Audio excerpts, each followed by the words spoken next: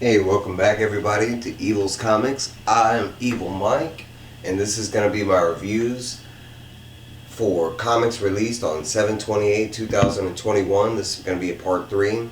This is the last comics I got. They're all DC. Be a time codes down below if you want to skip. Of course, there's heavy spoilers if you're watching a review without reading the comic yourself. What are you doing here? Yeah, um, Other than that, I try to keep it. I mean, I don't go in depth. I leave a lot out. This is basically to sum up the story. I try not to give too many spoilers. I would like y'all to read them, that kind of thing. But I mean, I can't do a review without spoiling a lot of stuff. Especially if you're not I mean, this would be part 5 in the series. So, Batman and Superman number 20. This is basically a catch up, but basically it's Arturo Ivo is the bad guy, and he is kind of like a god. He's kind of like on the cutting room floor, and instead of in a comic, it's all set up in like film. You can kind of see right here, it's got the burn reel of a film.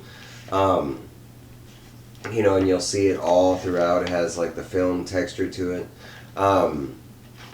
He is able to pull characters and items and places from any film that exists. So in this storyline, we are following like a 1960s Superman and a 1940s like Batman and Robin. They do come across like a 1980s El Diablo. They do have like another a female character. There's numerous different Lois Lanes because they're crisscrossing into different worlds.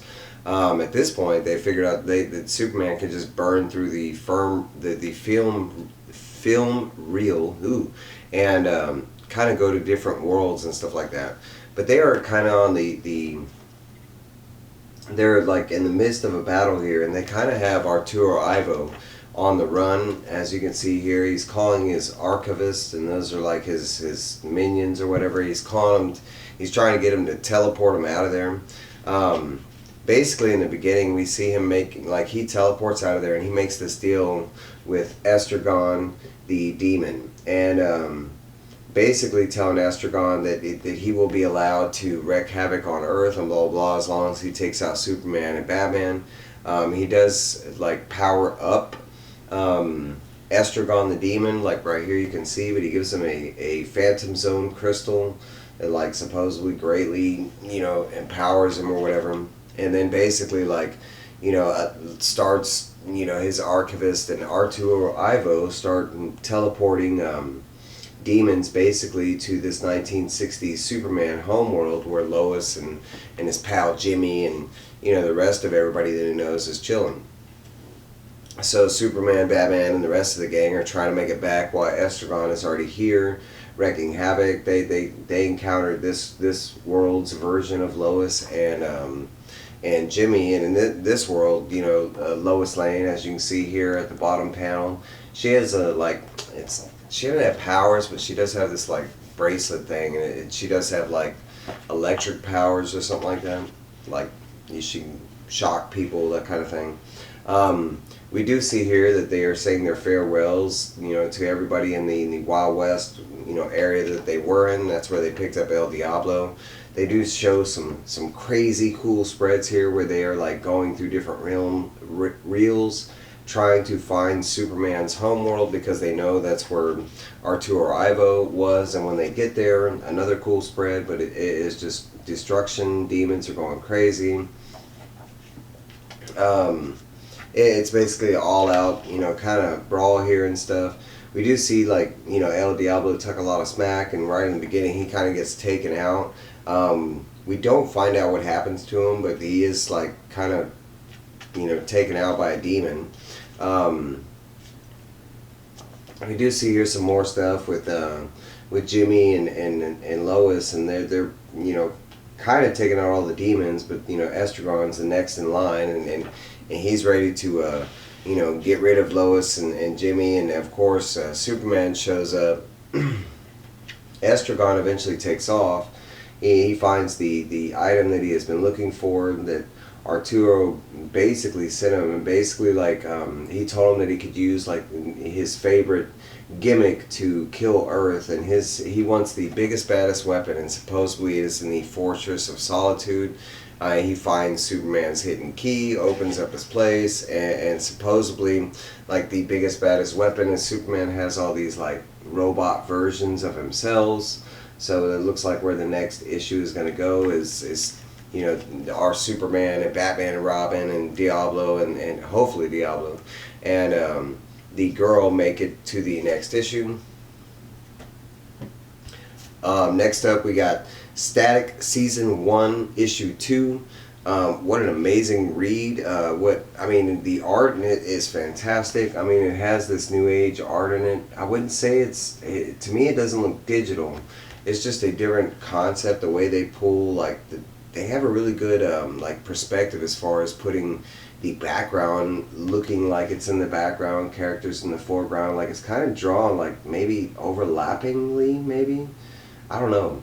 It's a very new art style for me, but I definitely like it. Like his hand right here. It looks like his hand was drawn, and then he was drawn separately. It's kind of cool. Basically, after the events of the first issue, you know, this is set up as a brand new Static origin story. They have rebooted him, and of course he's in Dakota. A lot of different people got their powers in the beginning due to protest that was in progress, and some cops shows up. They were given some experimental new tear gas. The tear gas was shot in the crowd, and of course experimental, and ended up giving a whole bunch of kids and different people powers. Of course, Static Shock being one of them, and his new bad guy also got some powers. He got some fire powers. At the end of the last issue, the fire guy had showed up, and he was trying to, you know, they had a scene at the school where, you know, Virgil, Static Shock, kind of showed up, the bully, and they both had powers at the time. The Static just seemed to be more in control, kind of make him look, you know, like a loser and everything. The bully ended up running off. So in retaliation that night, while, you know, Static and his family were at home, the bully comes home and kind of just starts lighting the house on fire.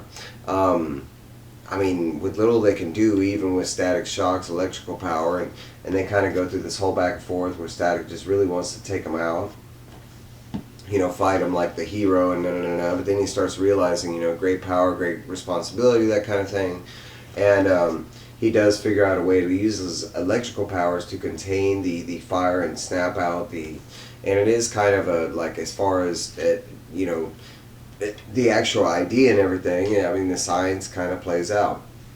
He does end up getting rid of the fire. There is a lot of damage in the house, but it was kind of like the outside of the house kind of burned, and the inside of the house doesn't. The father of Virgil, he kind of, like, you know, he starts going through the house and making sure everything. Of course, there's this big drawn-out conversation between both parents about, like, Virgil getting his powers, also about the bully and stuff like that. And they're really kind of like this back and forth on what they should do with Static. You know, because they're just realizing he has his powers. And then at the whole time, you know, it's like Static, all he can think about is everything that's going on. And he just wants everybody to stop. You know, his dad has this whole thing where he doesn't want the world to know about Static because he's afraid, like, you know, the whole medical side of it, they'll be poking and prodding. His mom is like, no, it's kind of his responsibility. He needs to be like a hero and use his powers, kind of thing. I mean, Static is a teenager. He's in high school. You know, he's kind of like, he didn't want to deal with it. So he goes to sleep, wakes up the next day, goes to school. He ends up meeting an old friend that is kind of like a you know, an Instagrammer or a YouTube, like, interviewer, and he's trying to get you know, he knows that Static has his powers. It was all over the news. So he's trying to get this one-on-one interview, and they used to be friends, so he thinks he has a one-up, and Static is just not feeling it. He tells him, like, many times, like, drop it. He still doesn't. Static eventually has to use his powers and fry his phone, and he does this whole blunt thing. Man, I gave you like 5 opportunities and you kept going, bro. He was like, and that's why that's why we're not friends to this day. And he kind of, you know, I mean, he hits him with the blunt spill. But we kind of have Static just trying to get away from everything. He eventually skipped school because of that other friend, and he's just not really feeling everything. I mean, his house did just kind of almost burn to the ground because of him and this other guy. It's just a lot of stuff going on. He does contact this one, this, I don't know, remember how he came across him, but they show here, but he contacts this kind of like, kind of like this Tony Stark persona guy. He's into technology and stuff like that, and he's like, yeah man, I'm having this problem, I got these powers, I need your help, and this guy's like, well, I'm busy, but I got this locker over by this airport if you want to go check it out. We also get the story where his like news reporter friend is also hanging out with some of the other people that have turned due to the experimental tear gas thing, and it's like this demon kid guy, and we did see him in the first issue. The demon kid guy tells him about how him and the other, like some of the other kids and people that got, new powers and stuff like that. They went to this meeting the night before. It didn't go as planned because there was this like leader. He calls himself Inferno. Of course, the bully was there too. Something happens, like the cops show up, and they kind of show. I don't know if they're like the Dakota police or something like that, but they basically show up and try and arrest and take out all the special people, and it looks like they're like down to kill. They do show that the demon boy takes off. I don't know his name. I don't even think they mention it yet, but he does manage to like slip out and escape while everybody else is kind of caught up with the cops and stuff. They do cut to a scene where Static ends up making it to the locker, and he finds out it's all full of tech and different suits and all kind of different stuff, and maybe that's how he's going to get his Static insulated costume that he uses, that we kind of more familiar with. They do show a scene as soon as he's like poking and prodding and looking through the technology, the like I guess regular Dakota cops show up, and they are calling out Static Shock. They know he's got powers and stuff like that. So that's where this issue ends off, and we'll have to see what happens to Static and the police in issue number 3. Last but not least, we got Batman Secret Files issue number 1, Huntress. This is the second issue in the Batman Secret Files 2021 series. I think the first one was The Signal. This one is just following the Huntress, continuing on what has been going in Batman since I think, not Batman, but Detective Comics, and I think it started back in 1038, and it's ongoing right now. Recently in 1040, and I have that review up. You can go see all these reviews if you go back this week and the week before, but the 1040 is in my part 2. But we have seen that the Huntress had just been kind of like taken over by Vile and bitten and infected, and we saw in 1040 that she was okay and that she kind of escaped at the hospital and she stole this reporter's jacket. We do see that not only does she still have the cat from the side story that she showed up in way back in I think 1038, something like that, but and the cat's name is Doug, but we do see that she does have the jacket, and they kind of go into that, just in case you didn't read it, like they kind of catch you up, but she's telling the cat, like, hey, this is what's been going on.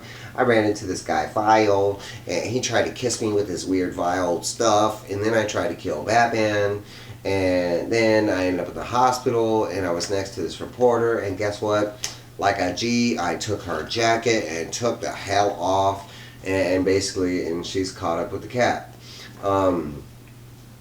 She basically goes to sleep, and then right here you can kind of see, but she starts dreaming of the Vile stuff. Now, she goes into great detail about how the hospital had told her that the parasite was 100% out of her body, and she's having like massive nightmares, and then she wakes up and she is still having the nightmares, but yet she's not, like, and she can't quite figure it out. The reader can't quite figure it out at first, but basically, like, she thinks she's still having the nightmare. For some reason the nightmare is bleeding into like everyday life and stuff, because that's her using her eyes, and she's still seeing visions like over her eyes, and she tries washing her eyes, all kind of different stuff, and it gets like super intense, like right here where it's like, I mean, she just, I mean, even closing her eyes, it's there.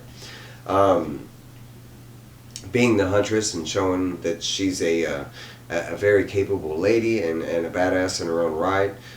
She does kind of figure out, you know, after piecing together that, hey, I was cured. I mean, but maybe he has some other hooks that they didn't look for, and basically it's kind of like a psychic connection is what she realized she has.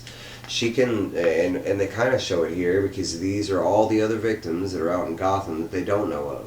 And basically, with her connection, she can see through all these different people. Some good, some bad. Like this guy right here, this was the guy she was dreaming about, and that's what she is not dreaming. She's just seeing through his eyes currently. So she suits up, goes out, and tries to look for this guy, trying to figure out if this is current, if this is past. At this time, we do know that this is current.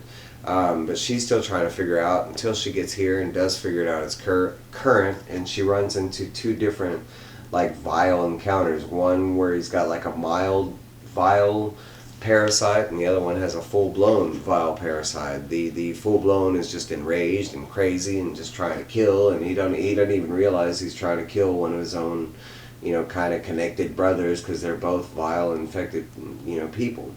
The Huntress shows up quickly, you know, saves the one guy. She does try to save the other guy, and eventually he just, I mean, the infection kind of like kills him out. And they show here kind of like it bleeds him out, and then the infection gets, I mean, because it looks like a whole bunch of worms that are combined into that green stuff, but kind of just like fades out. She does send him on to the hospital, but it says later on, like, I mean, it shows the boop, boop, boop, and it doesn't look like he made it. Hey, but who knows? I mean, miracles, right? So they go to another scene at a drive-in theater, and they show us like another couple that's having a good time, and they just, basically, it's like on this point, she goes into the whole spiel about like, you know, she's going to use these visions, and now she can like track down and try and help everybody else out there that's infected.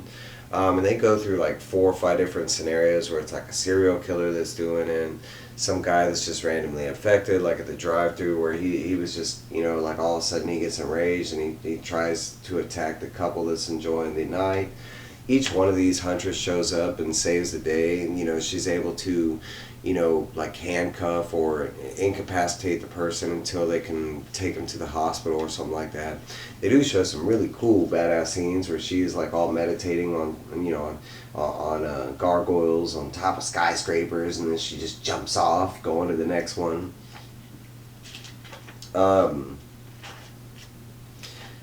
In a nutshell, it's kind of it. They kind of show that like after doing this for like a couple weeks, that Vile starts like going into hiding, that it seems like he is aware that she is after her. At the very end of this, we kind of get like, she has this like kind of moment, and she realizes that maybe that's not what he's doing. He's not hiding. Maybe he's going after like somebody else, and she kind of has like a, oh crap, maybe it's Batman type thing. And they do say that they're going to continue this in Detective Comics, you know, 1041, which is coming. It's the next issue in that series.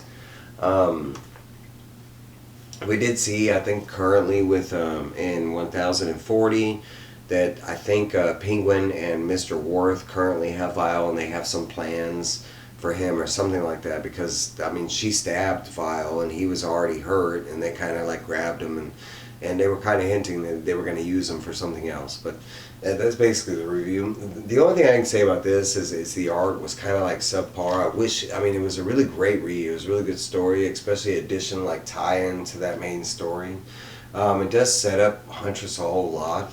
The art on the cover is amazing, but I want to say the art inside is like a B. It's not, of course, there's no such thing as bad art, you know, but it was just, I mean, I just want maybe a B+. It's not the worst art, but it's just not the, I mean, it's a really dark story, and it was just, for me, it had more of this like kind of happy feel to it, and it just, there were some moments that didn't fit kind of thing.